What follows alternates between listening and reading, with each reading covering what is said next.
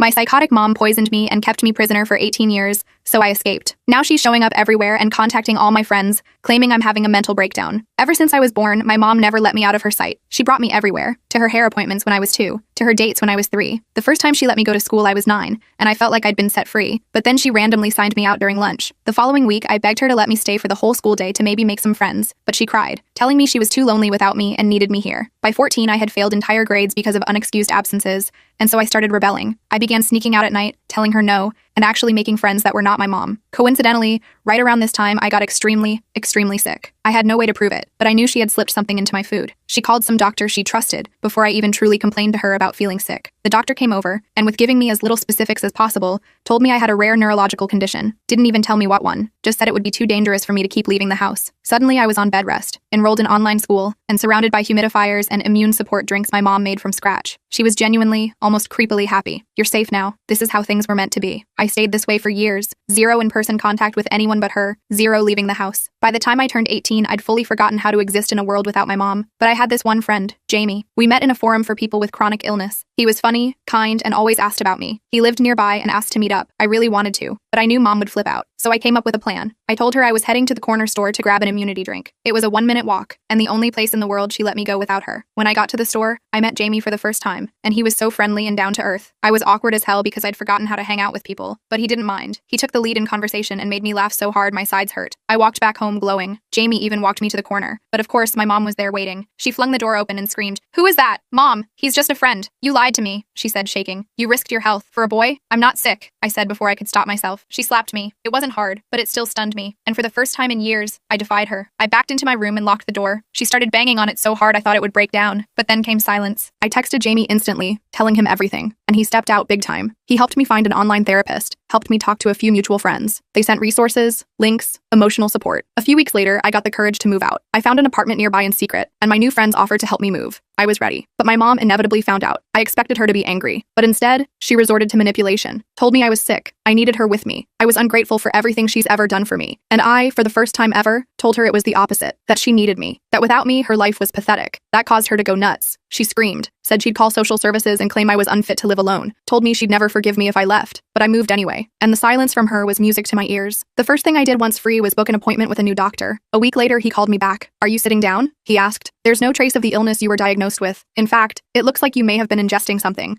that mimics symptoms of neurological distress. Poison? A slow dosage. Over time. Have you taken any unusual supplements?" My whole world stopped. I had always suspected my mom was responsible for my illness, and now I had proof. My stomach turned. I walked back to my apartment slowly. When I got home, I found a package leaning against my door. No shipping label, just my name scrawled across the top in my mother's handwriting. My stomach clenched. I brought it inside and stared at it for a full 5 minutes before working up the courage to open it. The tape made a ripping sound that seemed too loud in my quiet apartment. Inside was my childhood teddy bear, Mr. Buttons, along with a handwritten letter and several bottles of the special supplements Mom had always given me. Mr. Buttons's fur was worn thin in places from years of being clutched during episodes, his glass eyes reflecting my horrified expression. The letter was 8 pages long, detailed in my mother's precise handwriting, detailing how worried she was, how I was making a terrible mistake, how I needed these medicines or I would relapse. "You'll start feeling the symptoms again soon," she wrote. "When you do, take these immediately and call me. I'll come get you. No questions asked." The paper was slightly damp in places, marked with what I assumed were tears. I dropped the letter like it had burned me. I grabbed the bottles and marched to the bathroom, unscrewing each cap and dumping the contents into the toilet. The colorful capsules and tablets swirled in the water before disappearing. Some floated briefly, their bright colors stark against the white porcelain. I flushed twice to make sure they were gone, watching until the water ran clear. Then I texted Jamie. She left medicine at my door. I flushed it. My hands were still shaking, the ghost of those pills lingering on my fingertips. His reply came quickly. "Good. Did you touch any of it?" "Number well, just the bottles." I looked down at my hands, suddenly paranoid. "Wash your hands anyway, and maybe call the police? This could be evidence." "I hadn't thought of that." "I will, thanks." I scrubbed my hands with soap until my skin turned red, the smell of lavender reminding me too much of home. I called the non-emergency police line and reported the package. The officer who took my call sounded bored, asking routine questions in a monotone voice. They said they'd send someone to collect it as evidence, but it might not be until tomorrow. I put everything back in the box and set it outside my door, unable to bear having it in my apartment any longer. That night, I had a nightmare about being trapped in my old bedroom, surrounded by humidifiers pumping out toxic mist while Mom stood in the doorway, smiling that satisfied smile. In the dream, the mist had a visible green tint, swirling around me like tentacles as I tried to scream. I woke up gasping, sheets soaked with sweat, the phantom smell of those immune support drinks lingering in my nostrils. My phone showed 3:17 a.m. and a notification, an email from my mother. I know you're awake. You always wake up around 3. Your body is telling you something's wrong. Let me help you, baby. The blue light of the screen illuminated my dark bedroom, making the shadows seem deeper, more threatening. Ice flooded my veins. I crawled to the window and peeked through the blinds, the plastic slats cool against my fingertips. Sure enough, Mom's car was parked across the street, headlights off. I could make out her silhouette in the driver's seat, a darker shadow in the darkness. Was she watching my window? Could she see me peeking out? I called 911. My mother is stalking me, I told the dispatcher, my voice shaking. She's outside my apartment right now. She's been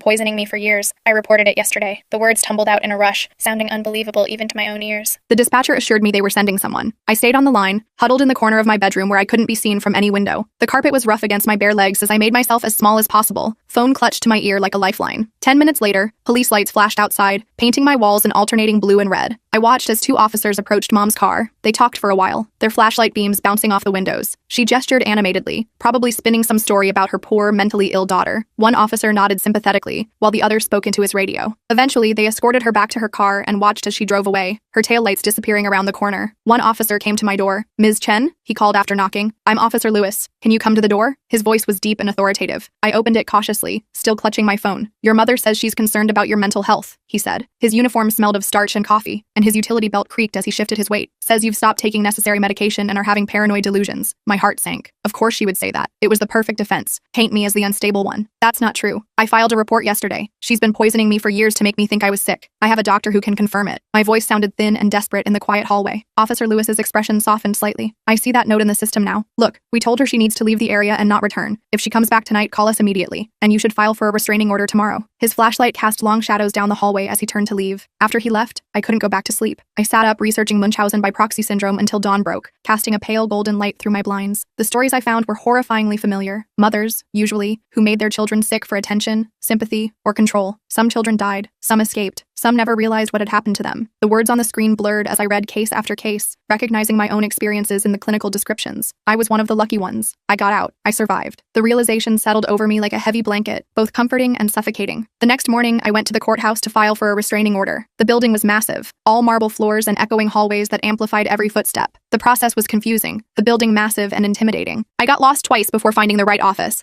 following signs with increasingly small print and confusing directions. "Do you have documentation of the abuse?" the clerk asked, looking bored. Her nails clicked against her keyboard as she barely glanced up at me. "I have medical records showing I was poisoned," I said, "and a police report from yesterday." My voice echoed slightly in the cavernous room, making me feel even smaller. She slid a stack of forms across the counter. "Fill these out, all of them. The judge reviews emergency petitions at 2 p.m. The papers were intimidatingly official, covered in legal jargon and tiny print. I sat in the waiting area, methodically working through the paperwork. The bench was hard and uncomfortable, and the fluorescent lights buzzed overhead, giving me a headache. Some questions were easy: name, address, relationship to the abuser. Others were harder. Describe the most recent incident of abuse. Describe why you fear for your safety. List all previous incidents of abuse with approximate dates. How could I summarize a lifetime of manipulation in these tiny boxes? How could I explain that every "I love you" had been a chain, every special meal a dose of poison, every "you need me" a prison bar? I wrote until my hand cramped, the pen leaving indentations in my fingers where I gripped it too tightly. At 2:30, they called my name. The judge, an older woman with silver-streaked hair, reviewed my paperwork. Her reading glasses perched on the end of her nose, and she smelled faintly of peppermint as she flipped through the pages. "This is a serious accusation," she said, peering at me over reading glasses. "Poisoning over a period of years." Her voice was neither sympathetic nor dismissive, just matter-of-fact. "Yes, Your Honor." My voice sounded small in the wood-paneled courtroom. "And you have medical evidence?" She held out her hand expectantly. I handed over the lab results my new doctor had given me. "These show traces of several substances in my system that shouldn't be there. My doctor believes they were administered consistently over a long period." The papers trembled slightly in my hand as I passed them over. She reviewed the papers, frowning. Her reading glasses reflected the overhead lights as she studied the documents. "I'm granting the temporary order. Your mother cannot contact you or come within 100 yards of you, your residence, or your workplace. We'll have a full hearing in 2 weeks where both parties can present evidence." The gavel made a sharp crack as she brought it down, making me jump. Relief washed over me. "Thank you." The words felt inadequate for what this meant. A legal shield between me and the person who had controlled my entire life. "Ms. Chen," she added as I turned to leave, "if these allegations are true,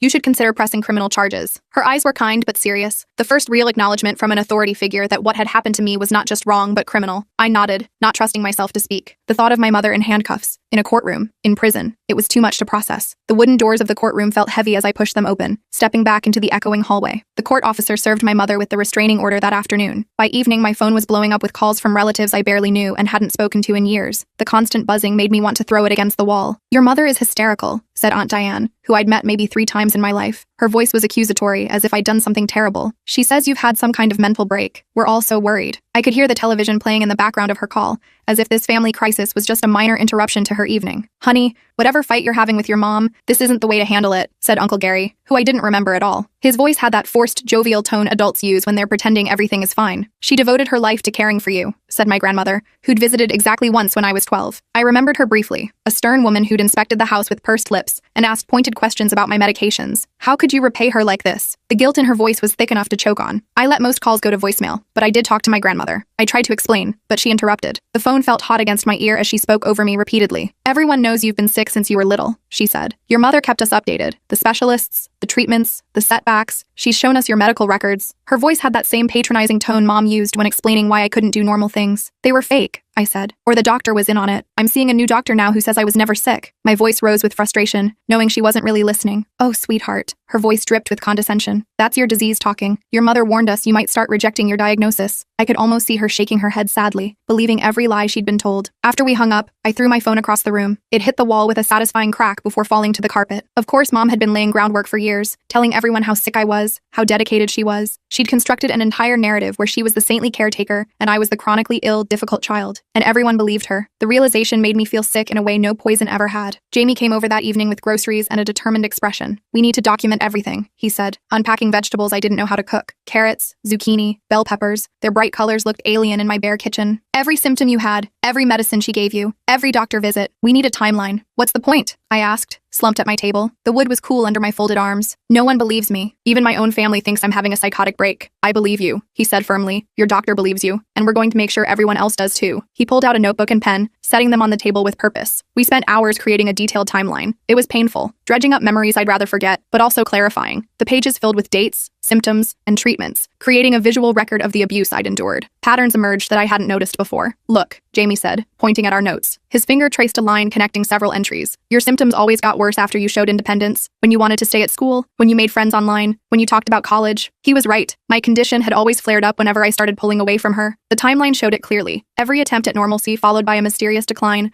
followed by increased dependence on her care. And here, he continued, your symptoms improved when you complied, when you agreed to drop out of school, when you stopped asking to go outside. His voice was gentle but firm, helping me see what had been invisible when I was living through it. A chill ran through me. She was training me, like a dog. The realization made me feel hollow inside. She was controlling you, Jamie corrected gently, but you broke free. You're breaking free. His hand rested briefly on mine, warm and reassuring. The next day, I had another appointment with my new doctor, Dr. Gupta. Her office was bright and airy, with actual plants in the corners and children's drawings pinned to a bulletin board. She ran more tests and asked more questions about my symptoms over the years. Her stethoscope was warm against my skin, not cold like Dr. Marshall's always was. Based on what you've described and your test results, I believe you were being given a combination of substances, she said. Her voice was calm and professional, but her eyes were kind, likely including ipecac to induce vomiting, laxatives to cause digestive distress, and possibly something like Vicine, which can cause dizziness and weakness when ingested. Will there be permanent damage? I asked, voicing my deepest fear. My hands twisted nervously in my lap as I waited for her answer. I don't think so. These substances typically don't cause long-term harm once exposure stops, but I'd like to monitor you for a while to be sure. She made notes in my chart, her handwriting neat and legible, unlike Dr. Marshall's deliberate scrawl. As I was leaving, Dr. Gupta handed me a card. This is a support group for survivors of medical abuse. They meet Thursdays at the community center. It might help to talk to others who've been through similar experiences. The card was simple white cardstock with black text, nothing like the glossy pamphlets for alternative treatments Mom always collected. I took the card, doubtful but grateful. The thought of sharing my story with strangers made my palms sweat, but maybe people who'd been through it would understand in a way others couldn't. That Thursday, I forced myself to go. The community center was only a few blocks from my apartment, but it felt like miles. I'd never gone anywhere alone before moving out, except those brief walks to the corner store. Each step felt both terrifying and exhilarating, my heart pounding with anxiety and pride. The support group met in a small room with uncomfortable chairs arranged in a circle. The fluorescent lights buzzed overhead,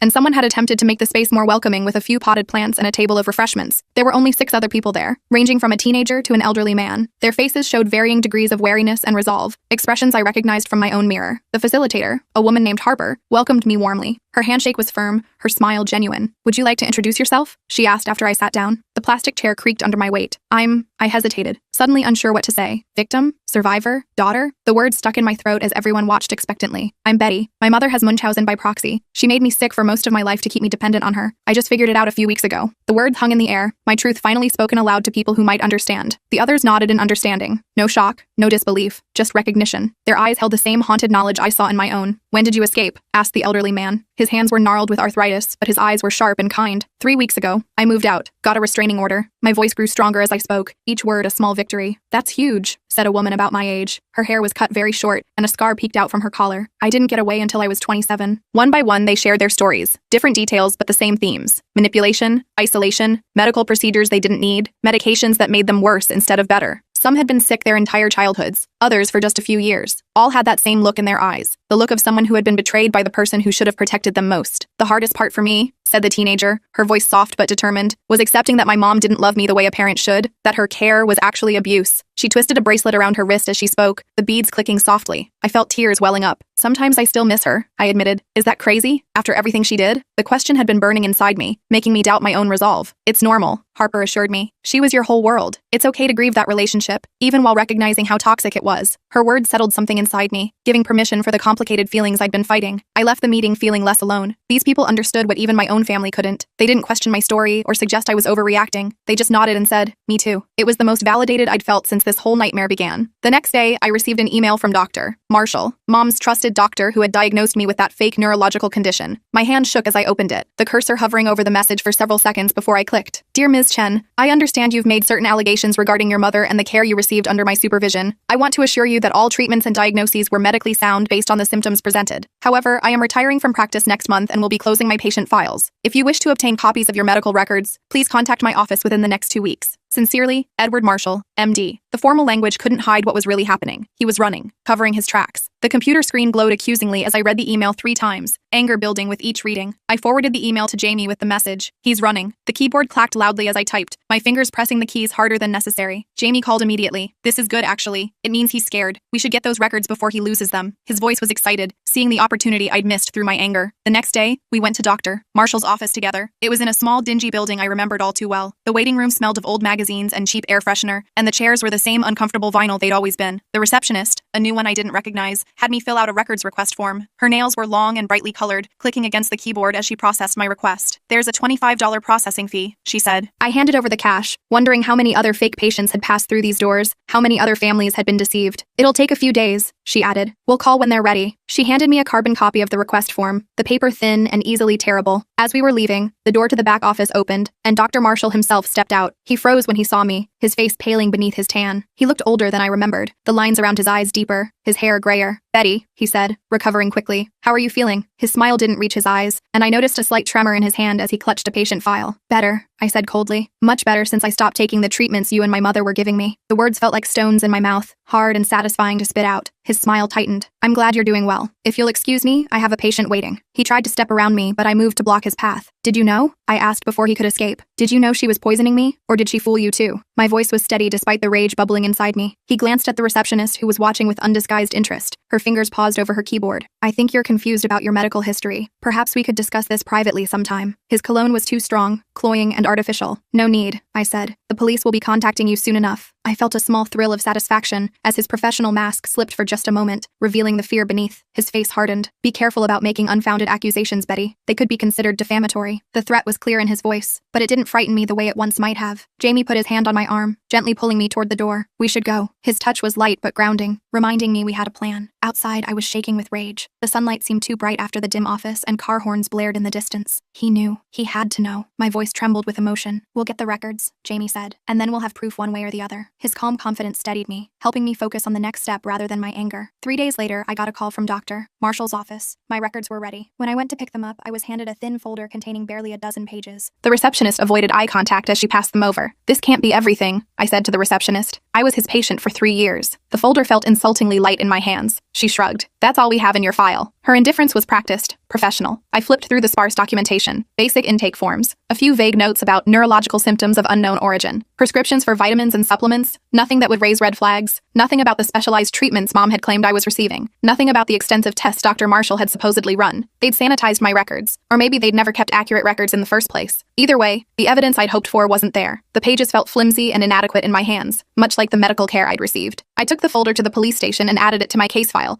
explaining my suspicions. The detective assigned to my case, a tired-looking woman named Detective Perez, listened patiently. Her office was small and cluttered, with case files stacked in precarious piles and family photos crowded onto a small shelf. Without more evidence, it's going to be difficult to prove criminal intent, she said. Your mother could claim she genuinely believed you were ill and was trying alternative treatments she thought would help. Her honesty was disappointing but not surprising. She knew exactly what she was doing, I insisted. And so did Dr. Marshall. My voice rose slightly, frustration bleeding through. I believe you, Detective Perez said. But believing and proving in court are different things. We'll keep investigating, but you should prepare yourself for the possibility that criminal charges might not stick. She made a note in my file, her handwriting cramped and efficient. I left the station feeling defeated. The afternoon sun was setting, casting long shadows across the parking lot. That night, I had another nightmare about being trapped in my old bedroom. But this time, when I tried to scream, no sound came out. I clawed at my throat, feeling something thick and viscous blocking my airway. Mom stood in the doorway, smiling serenely as I choked. I woke up gasping, my throat tight with phantom pain. My bedsheets were twisted around my legs like restraints, damp with sweat. My phone showed a notification, a new email from my mother, somehow sent despite the restraining order. I found your old medical journals. Remember how I had you track your symptoms? Such detailed records. Would be a shame if the court saw how you documented your own illness in your handwriting. Come home and we can work this out as a family. The words glowed menacingly in the darkness of my bedroom. I recognized the threat immediately. Mom had made me keep those journals for years, recording every headache, every dizzy spell, every stomach pain in excruciating detail. Of course, I now realized those symptoms appeared after she gave me her special treatments, but the journals themselves would seem to confirm her story that I'd been chronically ill. They were written in my own hand, page after page of symptoms I'd actually experienced, even if the cause had been her poisoning rather than any real disease. I forwarded the email to Detective Perez with shaking hands, then called Jamie. The phone rang 4 times before he answered, his voice thick with sleep. She's not going to stop, I said when he answered. She's threatening to use my symptom journals against me. My voice cracked with fear and exhaustion. That's actually good, Jamie said, surprising me. I heard rustling as he sat up in bed. It proves she's still trying to manipulate and control you, which supports your case. And those journals might help us more than hurt us if we can show the symptoms always appeared after she gave you something. His logic was sound, but it did little to calm the panic rising in my chest. Maybe, I said, unconvinced. But what if people believe her? What if they think I'm making all this up for attention? The thought made me feel sick, that I could escape physically but still be trapped by her narrative. Then they're wrong, Jamie said simply, and we'll keep fighting until we find people who believe the truth. His certainty was comforting, even if I couldn't fully share it. The next day, I forced myself to go to the corner store, needing to prove I could still function despite my fear. The familiar walk felt different now, both comforting in its routine and terrifying in its exposure. The sidewalk was damp from an early morning rain, and puddles reflected the cloudy sky. As I was paying for a bottle of water, I glanced out the window and froze. Mom was sitting in her car across the street watching the store. Her blue sedan was parked under a tree, partially obscured by branches, but unmistakable. I ducked behind a display, heart pounding. She was violating the restraining order. I should call the police. But what if she left before they arrived? What if they didn't believe me again? I texted Jamie. She's outside the corner store, watching. Then I called 911, keeping my voice low as I explained the situation. The candy display I was hiding behind smelled strongly of chocolate and artificial fruit flavors, making me slightly nauseated. The dispatcher assured me officers were on their way but advised me to stay inside the store where it was safe. I peeked around the display. Mom was still there, staring at the store entrance with an intensity that made my skin crawl. She'd always had that look when she was determined to get her way. When I begged to stay at school, when I asked to go to a friend's house, when I said I wanted to try going to college. It was the look that usually preceded a new episode of my condition. The store owner, Mr. Kumar, noticed my distress. "Everything okay, miss?" His voice was kind, his accent thick. He'd known me for years as the sickly girl who only came to buy small items with her mother's permission. "My mother is outside," I whispered. "There's a restraining order. She's not supposed to be near me." The words felt strange to say aloud to someone who had seen us together so many times. He frowned and moved to the window. "The blue sedan?" His expression darkened as he recognized the car. I nodded. "Stay in the back," he said, gesturing to the storage area behind the counter. "Police coming?" "Yes." I huddled in the storage room, surrounded by boxes of inventory, feeling like a child hiding from a monster. The space smelled of cardboard and various snack foods, and a small fan whirred in the corner. Through a small window, I could see the street. Police lights appeared, and 2 officers approached Mom's car. Their uniforms were dark against the gray day, badges catching what little sunlight broke through the clouds. I couldn't hear what was said, but I could see Mom gesturing frantically, pointing at the store. One officer stayed with her while the other came inside. "Betty Chen?" he called. His voice echoed slightly in the small store. I emerged from the back room. "That's me." My legs felt unsteady as I walked toward him. "I'm Officer Martinez. Your mother claims she was just driving by and stopped to make a phone call. Says she didn't know you were in here." His expression was neutral, professional. "That's a lie," I said. "This is the only store I ever go to. She knows that. She only let me walk here for years. Nowhere else." My voice grew stronger as I spoke, conviction overriding fear. Officer Martinez's expression shifted slightly. "We're going to take her in for violating the restraining order. Would you be willing to come to the station to make a statement?" He pulled out a small notebook, pen poised. I nodded, relief washing over me. Finally, someone was taking this seriously. The weight of constant vigilance lifted slightly from my shoulders. At the station, I gave my statement while Mom was processed in another room. The interview room was small and plain, with uncomfortable chairs and a table bolted to the floor. Detective Perez appeared, looking slightly less tired than before. Her coffee mug had a chip in the rim, and she set it down carefully as she reviewed my statement. "This helps your case," she said. "Shows a pattern of stalking and harassment. The DA might be more willing to pursue charges now." She made notes in my file, adding to the growing documentation of my mother's behavior. As I was leaving, I glimpsed Mom being led to a holding cell. Our eyes met briefly. Hers were filled not with anger or even shame, but with a terrible, possessive love that chilled me to the bone. It was the same look she'd had when I was sick in bed, completely dependent on her care. "You'll come back to me," she mouthed. "You always do." Her confidence was absolute, as if my escape was just a temporary inconvenience. I turned away, walking out into the sunlight, determined to prove her wrong. The station doors felt heavy as I pushed through them, symbolic of the weight I was leaving behind. That night, Jamie and several friends came over with pizza and board games, a normal young adult hangout they'd organized to help me experience the social life I'd missed. The apartment filled with the smell of cheese and tomato sauce, and the sound of laughter seemed to brighten the space. It was awkward at first. I didn't know the games, didn't get the jokes, didn't understand the references to movies and shows I'd never been allowed to watch, but they were patient. Autumn explained the rules of each game twice without making me feel stupid. Her purple hair caught the light as she leaned forward to move game pieces,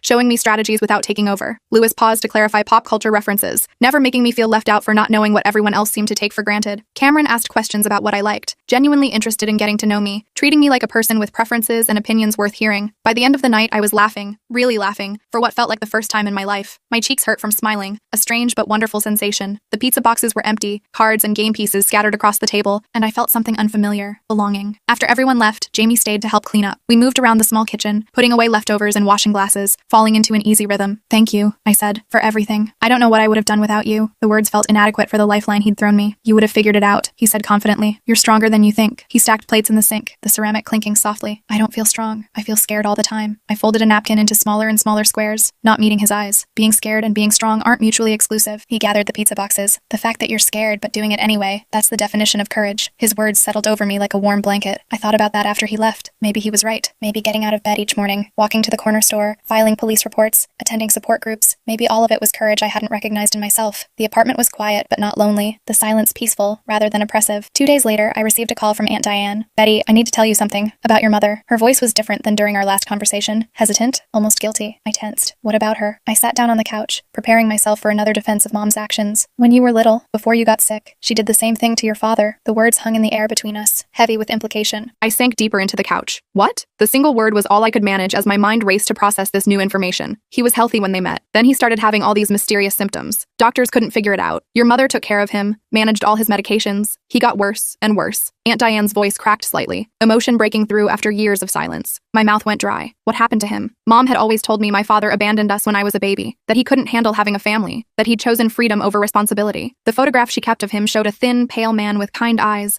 that, I now realized, looked a lot like mine. He died when you were 2. They said it was complications from his illness. I never suspected anything then, but after what you're saying about your own experience, I found something. I was cleaning out my attic and found a box of your dad's things that your mother gave me after he died. There's a journal. He was documenting his symptoms, but also his suspicions. He wrote that he felt better whenever your mother went away for a few days. Worse when she came back. The revelation landed like a physical blow. My heart was pounding so hard I could feel it in my throat. "Do you still have it?" My voice sounded strange to my own ears, distant and hollow. "Yes. And I'll testify at the hearing if you need me to. I should have seen it sooner. I'm so sorry, Betty." Her remorse seemed genuine, though it came decades too late. After we hung up, I sat in the dark, processing this new information. My father, another victim, maybe the first, but not the last. Had she called him? Had she been practicing on him before turning to me? The questions swirled in my mind, each more horrifying than the last. I called Detective Perez's direct line and left a voicemail about what I'd learned. Then I texted Jamie, "My father. She did it to him too. He died." The words looked stark and terrible on the screen. His response came immediately. "I'm coming over. No questions, no platitudes, just support." I didn't argue. I didn't want to be alone with this knowledge, with the realization that my mother's sickness went back further than I'd imagined, that it had already claimed one life. The walls of my apartment seemed to close in as I waited, the shadows taking on sinister shapes. Jamie arrived 20 minutes later. We sat on my couch in silence for a while, his presence a comfort I couldn't articulate. The distant sounds of traffic and neighbors living their normal lives filtered through the walls, a reminder that the world continued despite my personal horror. "She's never going to stop," I finally said. "Even if I get the permanent restraining order,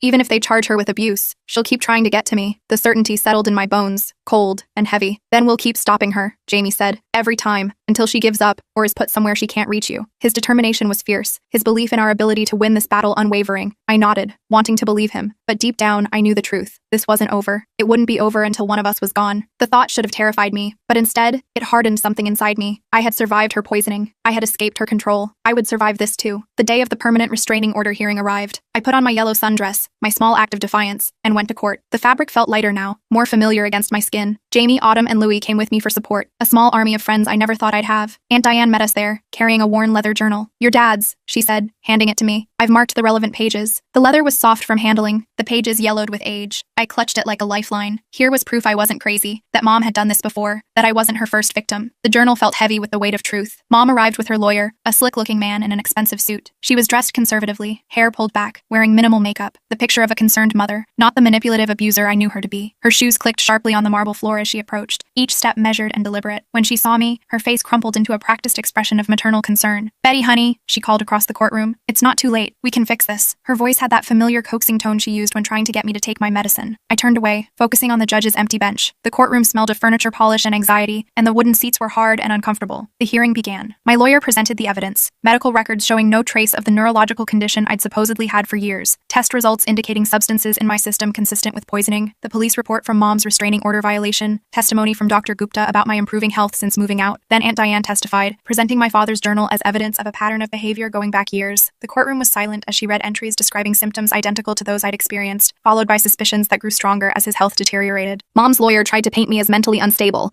claiming I'd stopped taking necessary medication and was experiencing paranoid delusions as a result. He presented the symptom journals I'd kept, pointing to my own documentation of illness. The pages looked strange projected on the courtroom screen, my childish handwriting detailing suffering that had been deliberately inflicted. "These are in Ms. Chen's own handwriting," he argued. Pages and pages detailing symptoms she now claims were fabricated. His voice was smooth and reasonable, making my truth sound like the delusion. "I wrote what I experienced," I testified when it was my turn. The witness stand felt exposed, all eyes on me as I spoke. But those symptoms always appeared after consuming food or drinks my mother prepared specially for me, and they improved when I wasn't living with her, like when I stayed overnight at the hospital for tests. My voice grew stronger as I spoke, the truth flowing more easily now that I understood it myself. The judge asked pointed questions, reviewing the evidence carefully. Her reading glasses reflected the overhead lights as she made notes, her expression giving nothing away. Mom testified last, tears streaming down her face as she described her years of sacrifice, caring for her chronically ill child. Her performance was flawless. The devoted mother, heartbroken by her child's inexplicable rejection. "I gave up everything for her," she sobbed, "and now she's turned against me because of these new friends filling her head with lies." She dabbed at her eyes with a tissue, the picture of maternal suffering. The judge called a brief recess to review all the evidence. I sat in the hallway, trembling with exhaustion and anxiety. The marble bench was cold through my dress, and people walked past with curious glances. "Whatever happens," Jamie said, sitting beside me, "you've already won. You're free. You know the truth." His shoulder pressed against mine, solid and reassuring. I nodded, clinging to that thought as we were called back in for the judge's decision. The courtroom fell silent as she shuffled her papers, preparing to speak. "Based on the evidence presented," the judge began, "I find sufficient cause to grant a permanent restraining order. Ms. Chen Sr. is to have no contact with Ms. Chen Jr. and must remain at least 500 yards away from her person, residence, and place of employment or education." Her voice was firm and clear, leaving no room for misinterpretation. Relief washed over me, the first official acknowledgement that I needed protection from the woman who should have protected me. The judge continued, "I am also referring this case to the district attorney's office for review of potential criminal charges, including assault, poisoning, and child abuse." She looked directly at my mother as she spoke, her expression stern. Mom let out a wail that made my skin crawl, the same sound she'd made when I told her I was moving out. Her lawyer put a restraining hand on her arm, but she shook him off, rising from her seat. Her carefully constructed facade crumbled, revealing the desperation beneath. "You can't do this to me," she screamed, looking at me rather than the judge, her face contorted with rage and something like panic. "After everything I've done for you, you'd be nothing without me. You'll come crawling back when you get sick again, and you will get sick." Spittle flew from her mouth as she shouted. Court officers moved toward her as her voice rose to a shriek. "You need me! You need me!" Her words echoed in the high-ceilinged room as they took her by the arms. As they escorted her out, still screaming, I sat frozen, her words echoing in my head. For a moment, a sliver of doubt crept in. What if she was right? What if I did get sick again? What if I couldn't survive without her? The old programming tried to reassert itself, years of conditioning telling me I was helpless, dependent, broken. Then Jamie's hand found mine, warm and solid. "You don't need her," he whispered. "You never did." His fingers intertwined with mine, anchoring me to the present, to the truth. Outside the courthouse, I took a deep breath of fresh air. The sun was warm on my face, and a slight breeze carried the scent of nearby flowering trees. The restraining order was a victory, but I knew this wasn't truly over. Mom would find ways to reach me, to try to pull me back into her orbit. The criminal investigation would mean more statements, more evidence, more confrontations. But for now, I had won this battle. I had spoken my truth and been believed. I had taken one more step away from her shadow and into the light of my own life. The future stretched before me, uncertain but mine to shape. I pulled out my phone and blocked every unknown number that had contacted me in the past weeks. Then I deleted my mother's contact information entirely. The action was small but significant, cutting one more tie that bound us. "What now?" Jamie asked as we walked down the courthouse steps. Sunlight glinted off the polished stone, almost blindingly bright after the dim interior. I looked up at the clear blue sky, feeling the weight of the future, my future, stretching out before me. Possibilities I'd never considered suddenly seemed within reach. College, travel, friendships, a normal life. "Now I figure out who I am," I said, without her. The words tasted like freedom, sweet, terrifying, and completely mine.